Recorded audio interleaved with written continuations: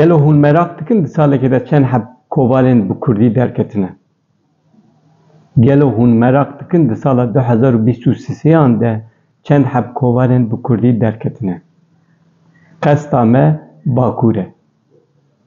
Destar, dilop, folklora me, golek, Kurde çîrok, Kurd tarîhî, lewwerger, na akademî, nûbihar, filozofya, psîkolojî Kurdî, sûretgiraf, şewçila, vate.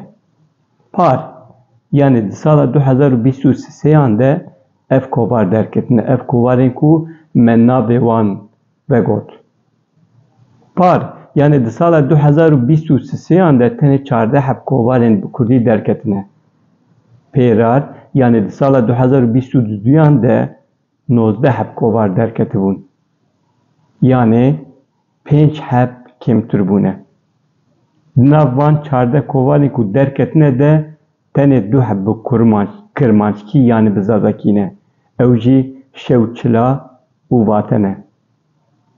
Di nav kovaran de ya hey nû sûretgiraf e, li ser fotoğrafê weşana xwe dike, par 2 hejmarê wê derketine.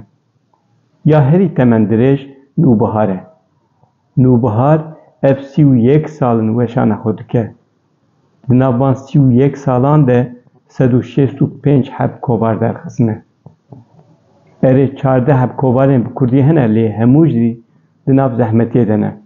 Bifikirin ku salekî berê wê 19 heb bûn, salek paşê daketine 14 Em hêvî bikin di sala 2024 de yani îsal ev hejmar hêda nekeve bin dehî. Em hêvî bikin bila hejmara wan her zêdetir be bila derkeve ser 20. Em baş dizanin ku rewşa hemûyan jî zehmet e. Hindik têne firotin. Bi sponsorî, bi alîkarî nebe, zehmet e rewşa xwe, jiyana xwe, weşana xwe dewam bikin. Yani pêşniyaza me ew e ku heta ji destê me bê bi nivîsên xwe, bi aboriya xwe, bi sponsorî reklam û bi piştgiriya xwe em xwedî li van kovaran derkevin. Em xwedî dernekevin, ji 19 çawa daketibe 14, ji 14 jî wê dakeve dehî. Kovar mühîm in, weşan mühîm in. Ji bo ziman jî, ji bo pêşketina mejiyê însan jî mühîm e. Loma jî pêşniyaza me ew e em van hejmara kovaran hê zêdetir bikin. Û pêre jî kaliteya wan, naveroka wan.